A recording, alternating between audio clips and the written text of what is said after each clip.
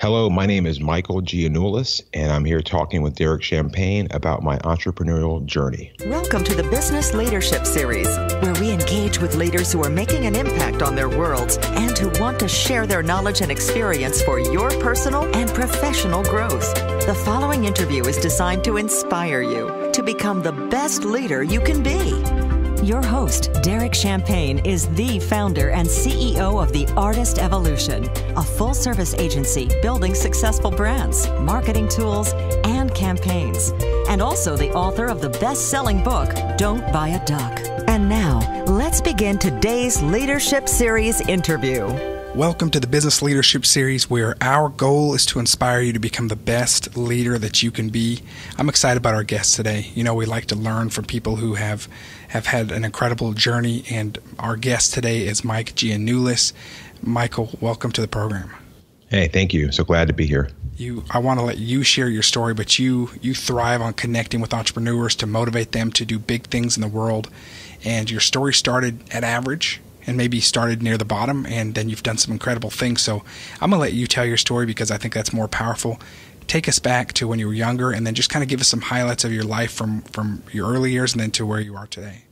Sure. You know, it's always tough when you get asked to share your story, because I always think which one, you know, because there's so much to and not just for me, but for all of us. But, you know, I think for me, I started off very much your average kid. I did okay in school. I actually did pretty good in school when I was quite small. As I got older, though, I started to kind of get bored and kind of tired out of school. So it was actually my senior year of high school. I actually dropped out for about 9 weeks, and my mom was furious. I mean, her one wish was I graduate, you know. So right. She pestered me and all, and I went back and I actually did graduate. I would say I grew up poor as far as just what my mom was able to earn. She worked so hard, though. It was just her, and I had a stepdad for a bit there, but it was not a very good thing. But you know, so I definitely grew up. It was very tough at times, but what I had, I call it my secret weapon, was I just had such an incredible family. Had my mom, I had grandparents, aunts, uncles, cousins, brother, sister. You know, all of us pretty much were born and raised on the same street. Wow. So it was quite an interesting way to grow up, you know. What part of the country were you in? Down in Florida, we're near Tampa Bay. So the town I'm from is actually called Tarpon Springs. Okay. So some people have actually been there. It's known for sponges of all things. It's a Greek town, which is how I got my last name. My dad is actually from Greece, and he came over to the States, met my mom, got married, had me, and he was around until I was around 9 or 10. But then I actually have not seen him since then. So it's been, you know, almost 25 years now, I think. Wow. Okay. Yeah. So you were take me down. Your mom wanted you to graduate high school. You dropped out before you finished. What happened to you next? So I did go back. I did graduate. And then I did what we're all told to do, you know, go to college some. So I went to school, you know, I went to like the local junior college where I pretty much went back and forth. I would go and drop out and then quit some and go back. And I think over a period of about 3 or 4 years, I probably got maybe 1 year of college. You know, it was rough. But in between that time, I actually went away to a different state, and I went to Illinois. And while I was there, I actually got involved in one of my first big entrepreneur things. And that was where I partnered up with a friend of mine who was a farmer, of which I am not. I don't know anything about that stuff. But we ended up starting a dairy goat farm. Wow. And yeah, it's a crazy story. And we actually, at the peak, most people would think, let's kind of start this and see how things go. But we were young, and we ended up buying on day one 500 goats. Wow. And to make it even worse, they were all pregnant. So I spent about 2 months straight of my life just helping to pull out these kids every day, and then we had to milk every goat by hand, and bottle feed the babies. So it was probably one of the hardest things I've ever done, and unfortunately, it didn't really end up so well. We lost a huge portion of our funding, and ultimately the government came in and repossessed the goats. Wow. So that was many a people. big first lesson as an entrepreneur. Yeah, because I often joke because people talk about when they were, down and out, they had their car repossessed or they had their home, they filed bankruptcy. Few people can ever say they had their goats repossessed. That's the first time I've ever heard it. And yeah. So. Well, that's a tough lesson. I share often, and we talk with a lot of entrepreneurs, and myself being one. I've owned several companies and had several ideas, and some have failed, and some have done okay. But it always stings, but we learn lessons from it. So what did you learn from that, and then keep going with your journey? I want to hear more. Yeah, my big takeaway from that, besides don't buy goats, it was actually to make sure you at least know what you're getting into. I was definitely not the right person to be doing that because I didn't have any experience in that industry, so. We're going to get to more of the part of your story where you've helped businesses grow to 40 million plus in revenue and all these other big things. But I'm curious, just to give a little spoiler alert to our audience, but I'm curious at this time in your journey, just as a human in life and growth and as a young adult, what was your mindset at the time? School you didn't want to finish. You ended up going back, and with the community college or the smaller college you did a little bit, but it didn't really seem like it was your thing, and you moved on to this. Where were you at? Were you looking for a big break? Were you looking for identity? Just what was your mindset back then? Because I want to hear, because I know you have a big transformation. Yeah, I think back then and even early on, I always had in my mind that I was meant for something more. That I was destined to do something, and I really always had this idea in my head that somehow, some way, I was going to get rich. Now, that was never my drive. I didn't say it. I was not really driven by that, but I just always felt like, why not me? I'm smart enough. I can put in the time. I can put in the effort, and I think for me at that time, because I think I was just trying to find where I would fit. So I was trying real estate. That's a whole other story. I was trying to buy properties and flip them, and didn't have anything, didn't have a cent, but I was just trying. And then I tried the goat farm stuff, and I think I was just trying to find where do I fit, where is my spot. But I always was attracted to challenges, and that for me was what drove me and what still does.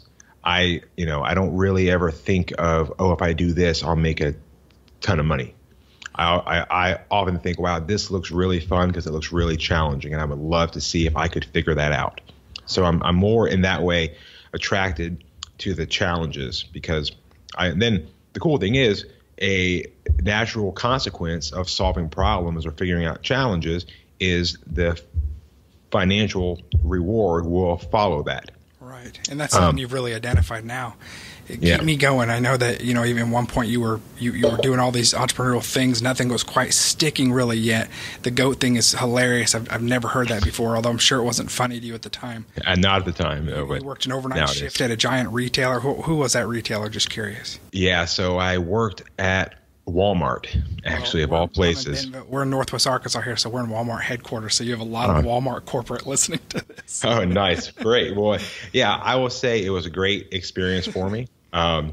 I actually owe them a lot, because I don't know if we have time to go over all this, but I ended up being on a weight loss TV show. I do want to talk about that, because that's a huge milestone in your life. It's a big deal.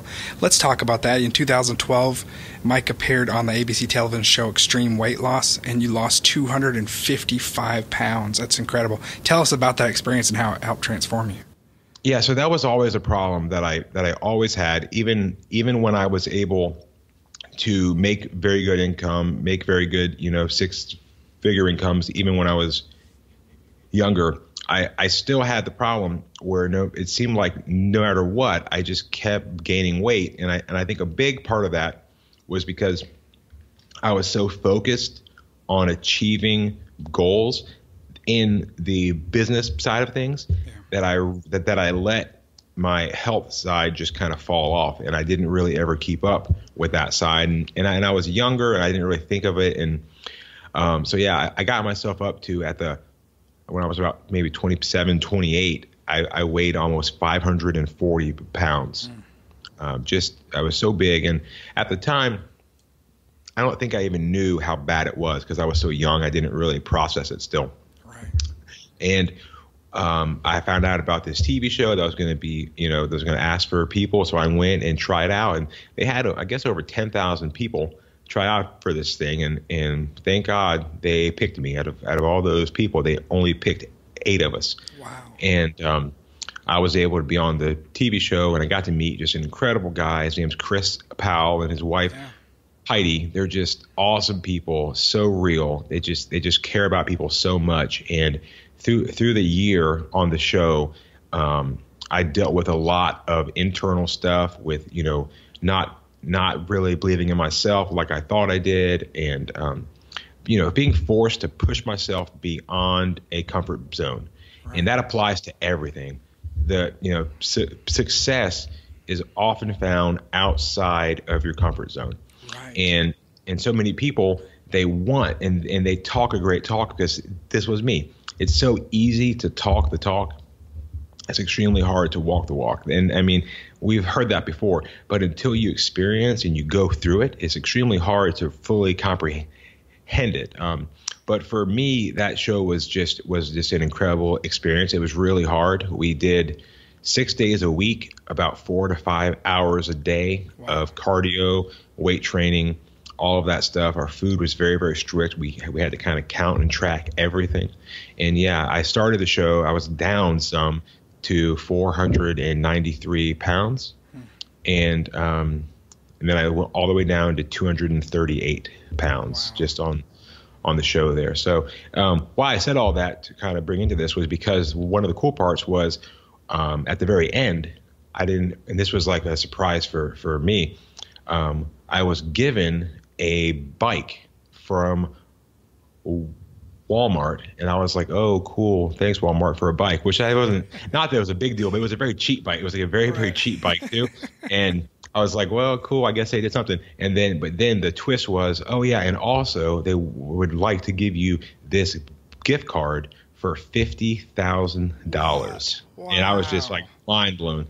So yeah, it was very cool of them. And I was like super thankful, and was able to buy a lot of healthy foods, and I actually brought the bike back and was able to trade it in for a better bike, and it was this cool experience. So for me, that was just cool, just to come full circle, to have been this overnight stock boy who was 500 plus pounds at Walmart, then being on a TV show, losing all that weight, and the same company giving me $50,000 was just like, that's incredible. Crazy. You know, and I want to go back a little bit, and a couple things. One is, yes, our health, and it's a good reminder. And I have people around me. I had a health scare recently that ended up being okay, but it was just another reminder for me about the importance of balance in life.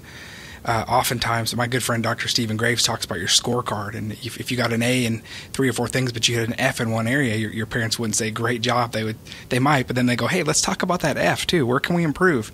And sometimes as entrepreneurs, we're so driven, and many of us out there, and we get blinders on, and we develop certain muscles and not others in our life, and it's important to have a healthy balance. I do that by having accountability people around me to remind me, and you had to learn as well, and so that's a continual lesson I have to remember. I want to go to what prompted you. I mean, a lot of us, if we've got extra weight on, it's a lot of people tend to withdraw and not want to be on a national TV show, especially for doing those kinds of things. What prompted you, and what gave you the motivation to say, I'm going to work this out on national television? I think honestly the answer, and I think this is the answer for the majority of people when they truly make change, it's just desperation. Yeah. Reaching the end point saying, this is it. I can't do it anymore. I've often thought about, and I've often even made fun of this some, because we've all seen the sales pages and the things where people are going to sell you, whatever program, which is what I do. I help people sell their stuff. But almost every time they just have a terrible story, right? It's just like, I was broke, I lost my home, my wife left me, all this terrible stuff. Right. And I used to kind of, we almost make fun of it because it's almost like, oh yeah, that's what they all say. But what I realized is, I feel like the majority of people who make massive changes did so because they had no other choice. Their backs were against the wall. I mean, how many times have you heard that? My back was against the wall and I had to do something. And I think that's the hardest part for people to change, is they have to get their mindset to that point where, and I don't know yet if there's a way to trick yourself to think that way, but I tend to think that complacency or contentment is really the enemy of achieving excellence. Because you're kind of like, hey, things are okay, they're not that bad, so I can just kind of ride this out. And that's where you've got to, if you want to make massive change, you have to really begin to internally focus on the pain, because we're only driven by pain and pleasure, right? We want to move away from pain, we want to move towards pleasure. Humans as a species, of course, we're more geared to move away from pain, because if we move away from pain, there's a guarantee that we won't have that pain. But when we move towards pleasure, there's no guarantee we'll achieve it. So we've almost evolved in a way that we want to maximize our chances. So that's why pain is such a good thing to push us. Yeah, that's a great point. And often, and I've been guilty of it, and most of us have, is oftentimes we try to push the pain away by putting things that comfort us, and they're not always things that are good for us. And so those things, addressing the pain and hitting it head on, is what you did, instead of covering it up forever. And I think that was a really healthy decision, and it wasn't comfortable, but yes, complacency does not work. So, Mike, you grow now, fast forward. Actually, first, tell me a little bit about, you had a stutter at one point too, and in some of your materials you talk about how you were able to overcome that. Yeah, so I will say this, I still have a stutter. It's not like it's just, gone, but I've just learned to really focus on the way that I speak, how I talk. And I'm not, most people will say, oh, when I was a kid, I stuttered. Well, the truth is, about probably 50% of people when they're kids will go through a phase where they stutter. That's a very common thing.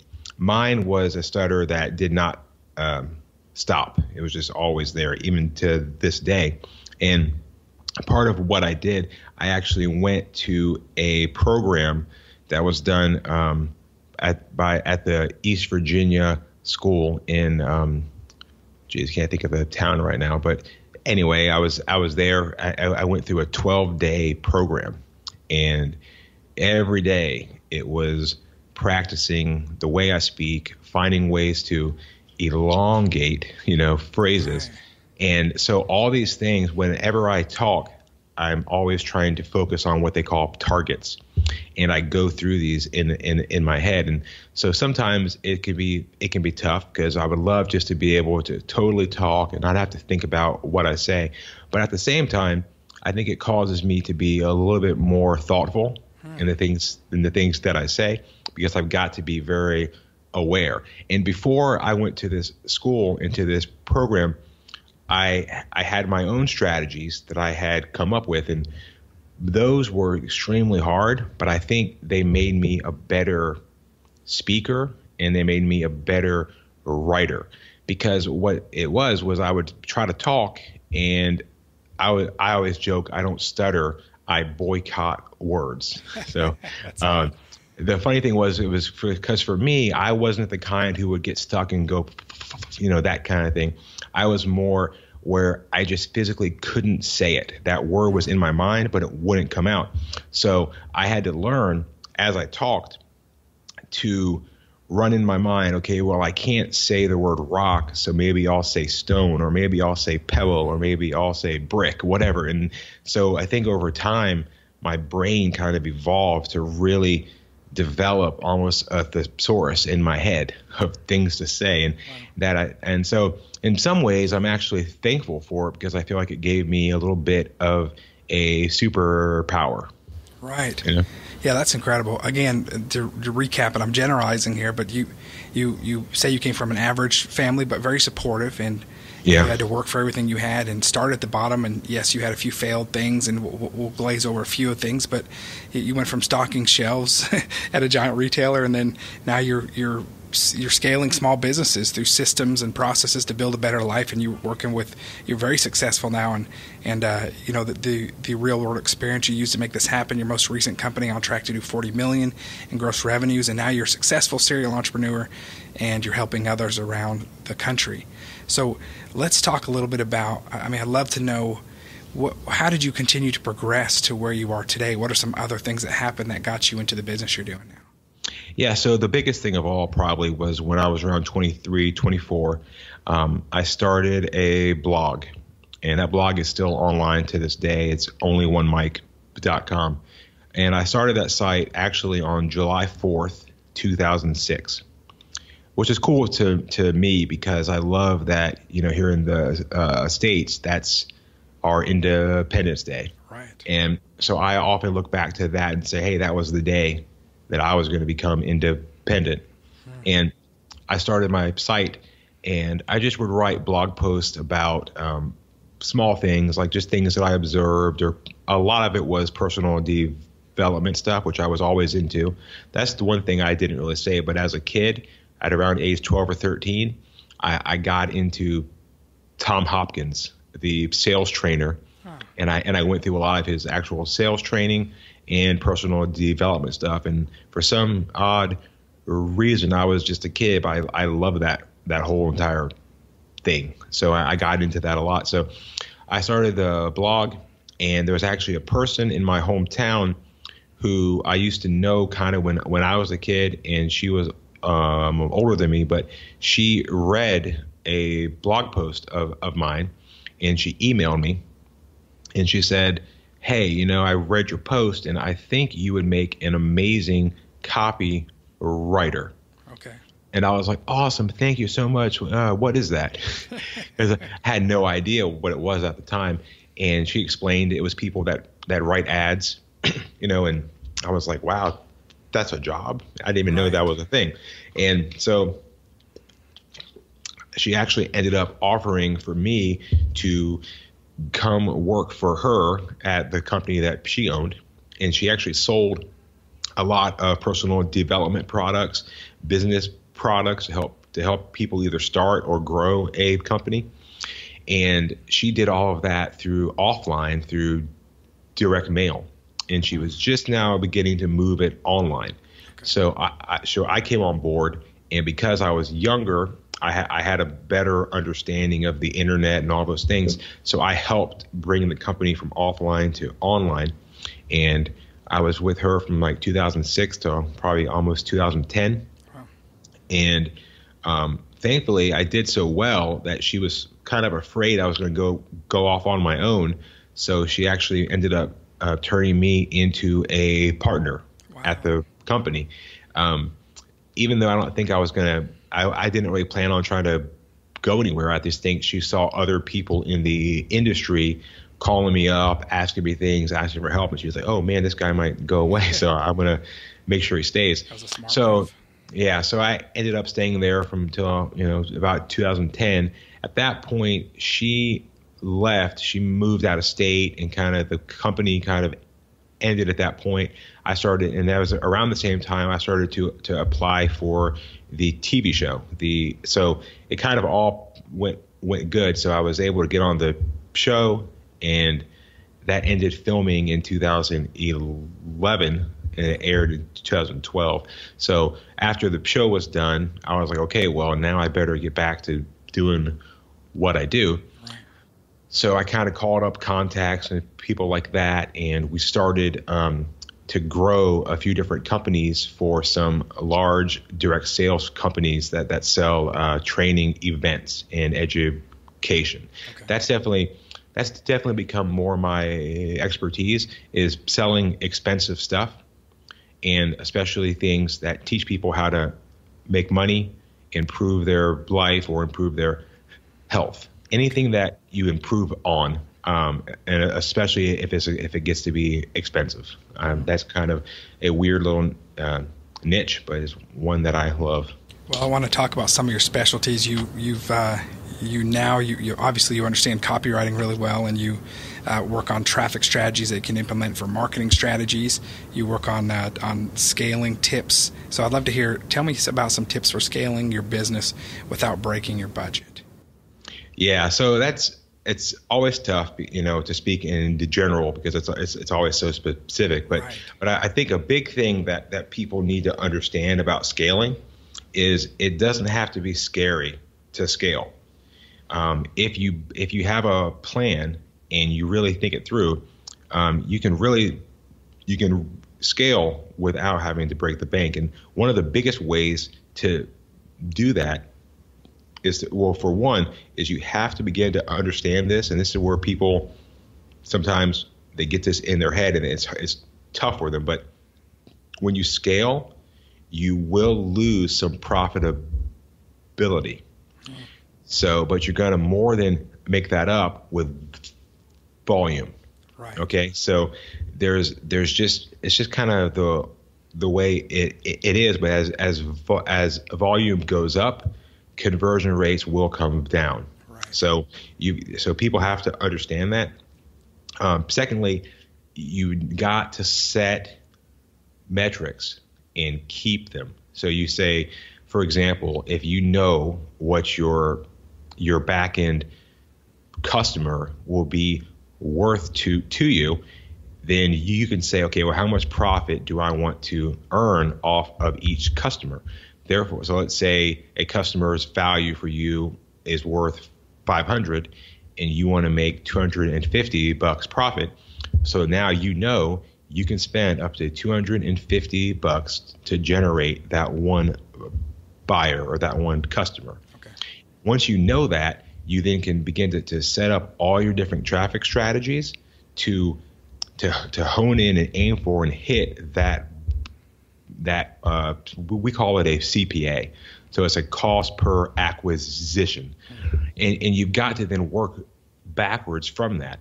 And if you think about it, most people don't think that way. They just think let's go turn on ads, see what it costs, and then see what I can sell them, right? That's why until you've at least started to figure some of those things out, you're not ready to scale. You really need to know some math, which I know that's not fun, right? It's like people aren't like, yeah, math, right? But that's what it takes to truly be able to scale. Then beyond that, and that's just one piece, then you also need to focus on operations, on credit card processing, because that can be tougher if you're doing online sales.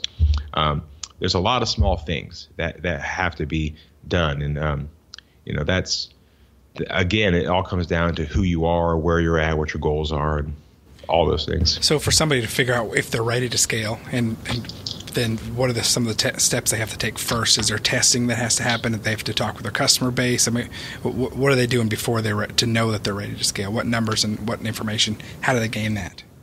Yeah, I think to know that you're ready to scale, you need to know that you need to have a profitable, or at least close to profitable, business model that you're able to run every day.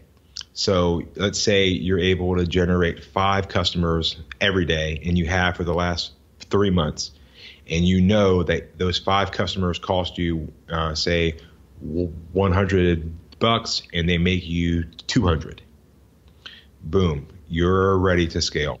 Right. And one more tactic thing is, don't feel like you need to spread yourself across multiple traffic sources.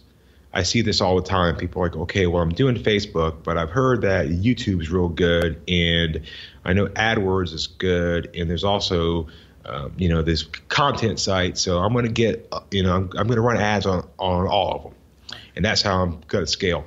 You really shouldn't scale that way. You should really pick one platform and just own that platform and just dig as deep as you can into that one platform, and then scale your traffic from that way.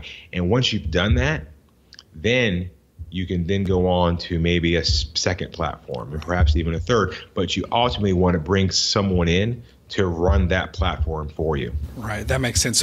So in your conversion strategy or your new customer acquisition strategy, you're starting with one, and you're not building a robust integrated marketing campaign yet until you focus on that one driver and how well it converts, and optimize that conversion before you expand. Yeah, and part of that, one of my companies, we've scaled to 25 million in sales, and we've done it with pretty much one traffic source. Wow. One. And the reason why is because we do that one source extremely, extremely well, and that's all we focus on. We're just now starting to add a second, thing.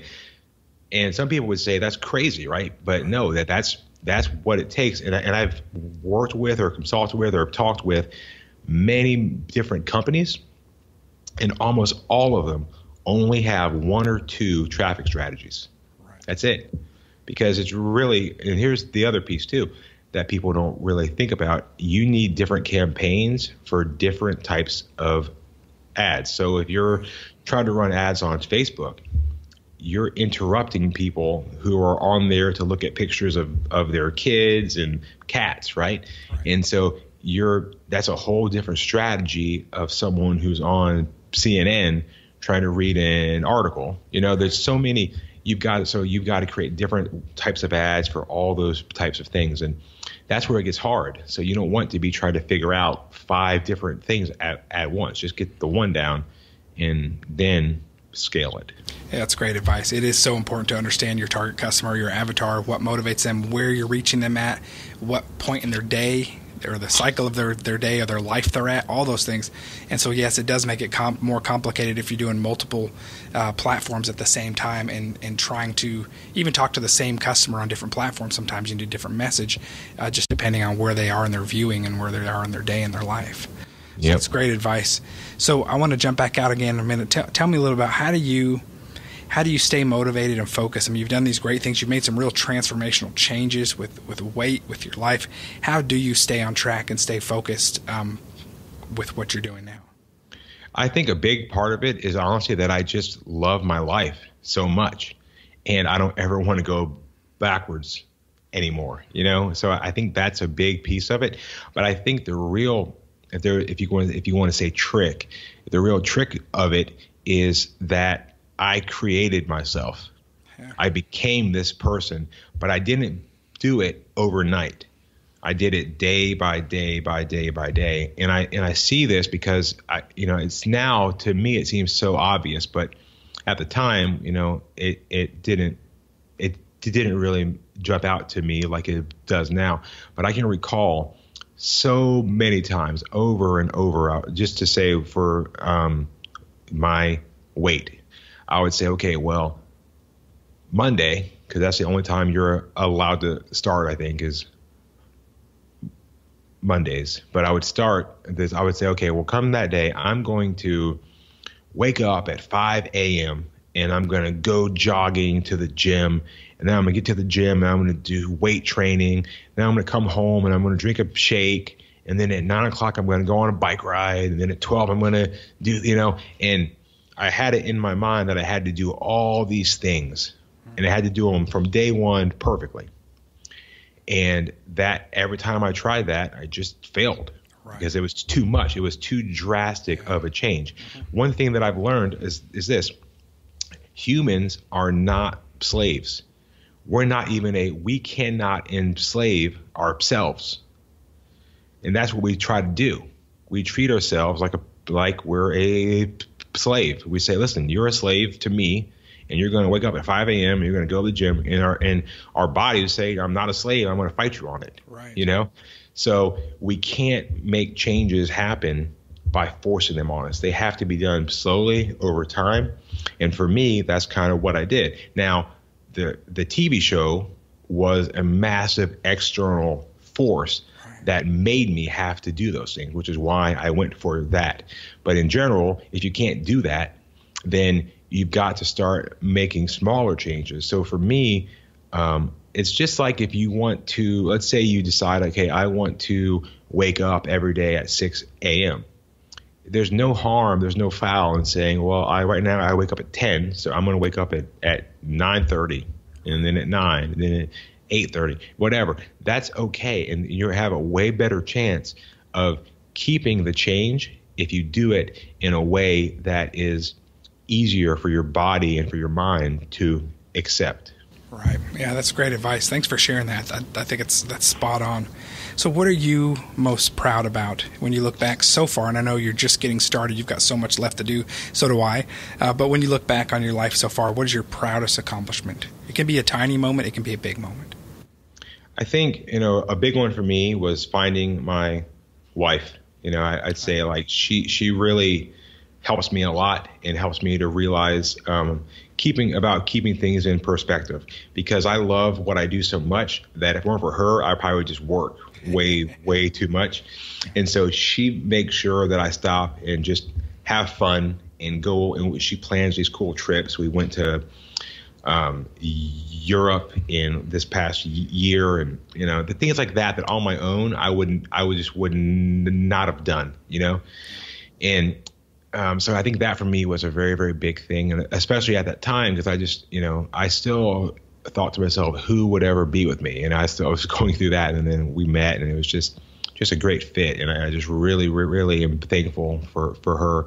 I think when it comes to as far as things I've done or accomplished, I think the TV show was very cool because more than for me, it was cool that it inspired so many people.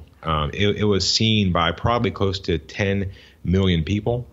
And the fact that, a ton of those people wrote me or emailed me just to say, seeing my show helped them. Wow. And that was just so cool, because I always dreamed when I was a kid that I would have this kind of cool impact. And it was neat to see that and to be able to do something that actually helped other people. So those were big. On the business side, what I'm proud of now is we employ close to, I think, 72 or 73 people. Wow. And it's just so cool to know that some crazy ideas in my head have now provided for so many people to have a job, to have health insurance, to be able to take care of their families. And it's equal parts pride and pressure, right? Because you also think about, like, I've got people that rely on me, but for me, it's great, because it's a challenge, every day. It's not just me. I've got people that rely on me and say, hey, Mike, make sure we're still here, so, but I take pride in that, because I love that I'm helping even to grow the economy. It's companies like ours, the smaller companies that employ, even when I got started, 3 or 4 people, 5 people, we've grown now, but those are the real backbone of this entire country, and I'm very, very proud of. Mike, tell me a little bit about your support system. For me, I went many years without a support system. You talk about your family, and when I say that, I mean that I chose to do things more on my own. I liked making the accomplishments, and as I've gotten older with my companies and with my family, I've realized that I needed mentors and even a mastermind group. Do you have some mentors or some others around you that help you to stay on track or help you stay motivated? Yes, I do. So I actually have the former pastor of the church that I was at. He's actually my personal life coach. So I meet with him every 2 weeks, and we go over all of the different aspects of what it means to have a good life. So we'll go over family and spouse, health, career, finances, spiritual. We go over each of those things. And then every quarter we'll go over, and this is more a thing that I do on my own, we go through it, or I do, and I say, how have I done in area 1, 2, 3, 4, 5, and what are the goals I want? How can I fix these things, and what order do I need to put them in? And that was a big thing for me, because so many times when you don't know and you get asked to do things, right? You get asked, hey, can you come speak at this event? Hey, can you come fix this problem, right? I would always just say, I think so. Yeah, okay. And I would end up in these, spots where I let down other people. And a big breakthrough for me was when I read the book of Essentialism. There is a line in there that pretty much says to the effect, when you say yes to something, that means you're saying no to something else. Yeah, that's great. Because I was a guy that was always like, I don't want to say no. I'm just going to always find a way to say yes. But when I realized that yes, no it's a zero sum, right? You can't say yes to everything because you're saying no to something else. So no matter what, I have to say no because there's only so much time. So I was able to structure what's most important to me, and those are the things that I say yes to. So if I have two things pop up, like say it's a family birthday party versus a speaking thing, and family is more important, I'm going to do that. And I don't have to even think about it. I don't have to debate it. I'm going to do that because that's what I picked when I was thinking of it. Now, doesn't mean that that's always the case. If things change and I have to adjust, then I can readjust the way things are. But that for me has been huge. And to have him, to have my family, my spouse, those have all been huge things for me as a support system. And actually, I also went and I brought in a very, very expensive copywriting coach, who's probably the top guy out there as far as personally training people to write copy. And I brought him in to refine me, but beyond that, to help me be a better copywriting coach to people who work for me. Great. So That's great. Man, I really love your approach. I love that you're surrounding yourself with others, that you have some guidance on keeping balance, that you're making decisions and saying no when you need to. One of my consultants last year said, Derek, 2017 is going to be the year of no for you. I needed to hear that. I really did, because I was feeling that same type of pressure. So it's great advice. And again, things can change, but that was important for me to realize that. I love the way you framed it. When you're saying yes to something, you're saying no to something else. Michael, how can our listeners get a hold of you, and how might you help them or their business? What are the next steps? Yeah, sure. So all of my contact info, all my social, all that stuff is on my site, which is onlyonemike.com. That's O-N-E, so onlyonemike.com. And just for people who are hearing me now on this podcast, I'm going to give away a book that I just wrote. It's kind of my first book, and it's called How to Obliterate the Blank Page. Tips and strategies for writing, converting sales copy when starting from scratch. So a lot of people that are trying to sell stuff online or sell things anywhere, you've got to write something. And this book goes over kind of the 5 different things that you need to know before you start to write. And if you can just brainstorm these 5 things, then you'll just go right away and you'll be able to write from scratch without having to struggle, which is always hard. So really if they want that's such a generous offer. How to obliterate the blank page. That's awesome. I can't wait to read that. Thank you for sharing that with us. Yeah. How do we find that? So to get to that, you just need to go to onlyonemike.com/leadership. So onlyonemike.com/leadership. Yep. Michael, thank you so much for being our guest today. We appreciate you sharing your inspiring journey. It's a great story, man. I'm excited for what's coming up next for you. And, man, we look forward to seeing the next great things that happen from you. Thank you so much. It's been a blast. Take care. Okay. Bye-bye.